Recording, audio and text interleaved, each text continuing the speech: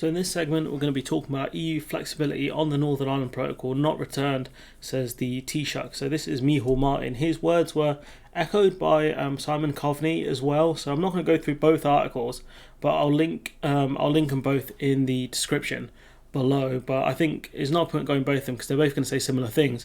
But the Foreign Secretary kind of backing his executive here. So the Taoiseach has said the European Union has shown great flexibility in relation to the Northern Ireland Protocol, but this has not been reciprocated, which is true for the most part, that the EU have shown a lot of flexibility around the Northern Ireland Protocol and has allowed the UK to take unilateral action without punishment.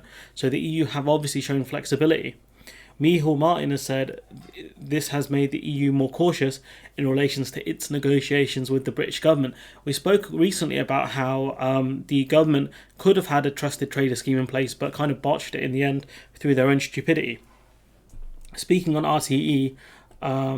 RTE's Morning Ireland, Mr. Martin said no one in Northern Ireland had indicated to him that they wanted to cease access to the single market, which is interesting that maybe even Donaldson's accept it. Maybe even Donaldson wants that, to keep access to the single market. I don't know, but it's benefited Northern Ireland a lot.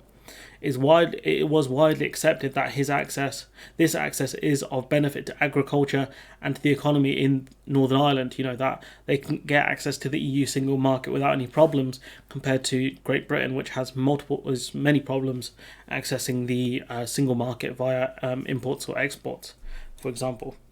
He said he would like to think that the British government would approach the issue with the determination and commitment to get it resolved sensibly, which, if that's the case, I've got news for you, Chief. Adding that the Irish government will play its part in facilitating this, and the Irish government will play a key part in any kind of talks around the Northern Ireland Protocol. It will go through Sefcovic first and the Commission, and then it will go, I think, to the Irish Taoiseach before any other EU leader.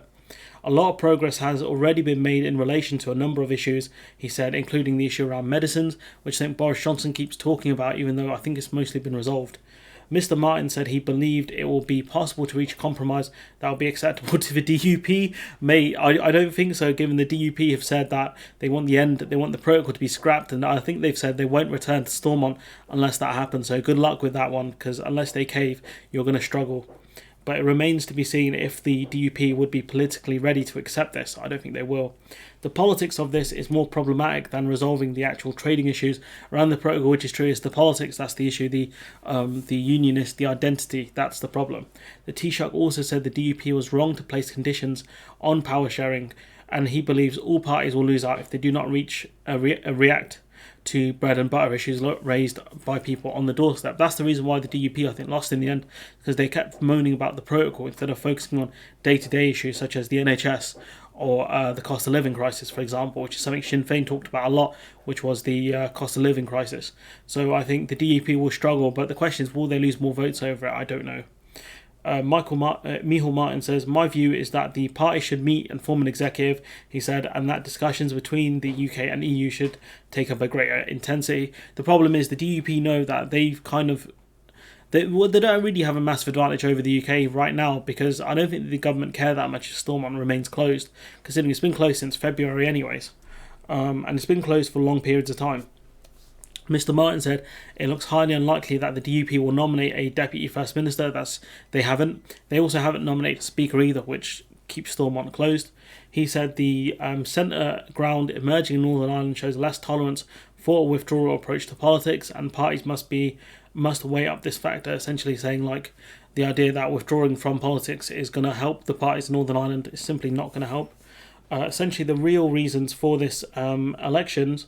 So he goes, essentially the real reasons for this election are that people want their public representatives to fill their mandate and to take their seats to make the executive work for people of Northern Ireland, Mr. Martin said, which is true. That's why I think one of the main reasons Sinn Féin became the largest party. It's because of the fact that people in Northern Ireland want someone to deal with the day-to-day issues.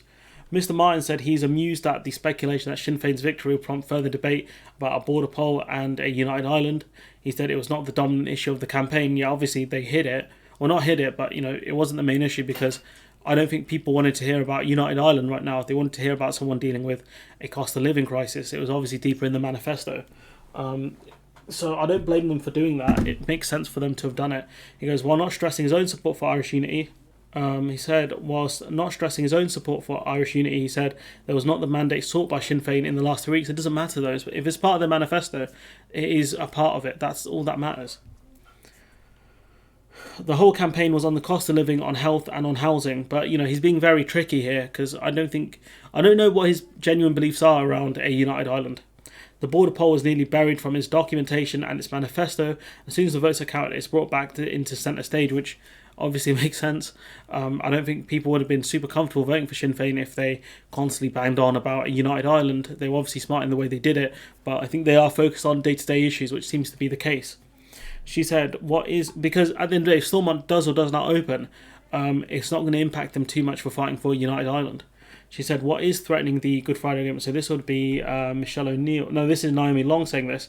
What is threatening the Good Friday Agreement is the British government not playing an open hand with the people of Northern Ireland, using and abusing the protocol as an issue to try and garner support for their own cause, and to keep rallying people around the Tories, but also I think to blow a hole in the EU single market. I think that's what they're looking at, essentially. It says, I think it's time for the UK government to resume its role as an honest broker in the process, to be open and honest with the people of Northern Ireland. Good luck with that. They're not open and honest with the people of England.